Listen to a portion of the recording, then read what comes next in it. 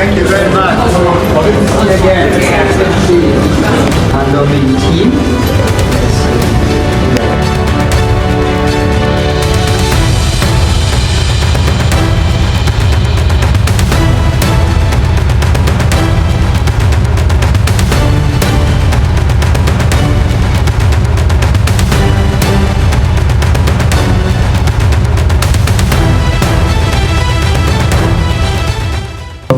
Children and armed conflict. Previous to my pioneering work, the Security Council preoccupation was essentially about the security of states. Nothing wrong with that. That's what the Charter had provided. It fell to my lot to forge a consensus, to build a common position within the Security Council to incorporate the most vulnerable segment of our population, children, in situations of conflict, and women and other innocent civilians. That machinery is now being expanded to incorporate very important provision for protection, for enforcement, and I'm very happy about that. So really, I bring that experience. And now just you may have heard, when I began receiving calls and messages from around the globe suggesting that I should consider entering this race, I was not in New York. I was not in London or Paris. I was not even in Kampala. I was deep in the womb of the countryside in northern Uganda. Why? Because as you may remember, very few places suffered as northern Uganda as a result of 20 years of war and encampment. This is the place that you remember the Undersecretary General for Humanitarian Affairs once called the worst forgotten crisis in the world.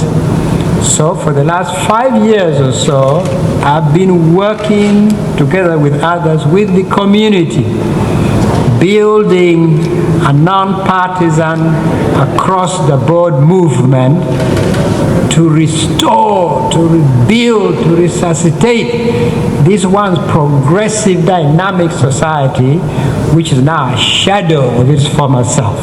So I would hope that these body of experience, which is probably unusual in their breadth and depth, might be useful for the UN and the international community at this particular moment.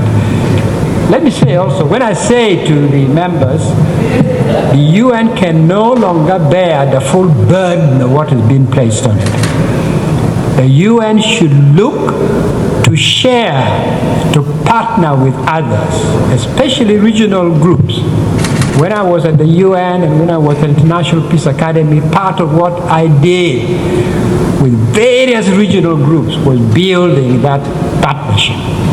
So I would hope that when we are looking for a Secretary General who is active, who is engaged, who knows the permanent members, knows the membership, has actually had a track record of building consensus and proposing innovative solutions in difficult situations, I would hope that members might have a favorable look at my own background. So that is the answer to the questions you asked. I have said that the enterprise of reform today at the UN is not an optional choice.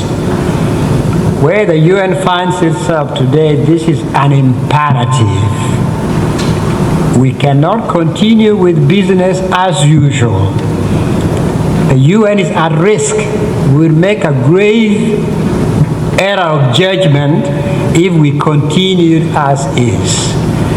But the purpose purpose of doing fundamental reforms at the UN is precisely to strengthen an institution that is needed in the world.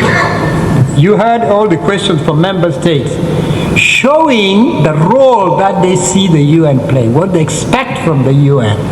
And for the UN to play the role expected of member states and what the Charter provides needs to be a legitimate UN, a credible UN, a UN whose culture and method of work builds its legitimacy and impact. So that is what I hope that the reform I'm proposing will do, not kill multilateralism, but rebuild it, reposition it, strengthen it, create more impact on the ground so that we have what I would call the UN of service. Should be a United Nations of inclusion. All aspects of inclusion, whether in terms of geography, gender, culture, faith, all inclusion. It should be an inclusive institution. And all considerations along those lines should be taken into account. They are legitimate, they are important.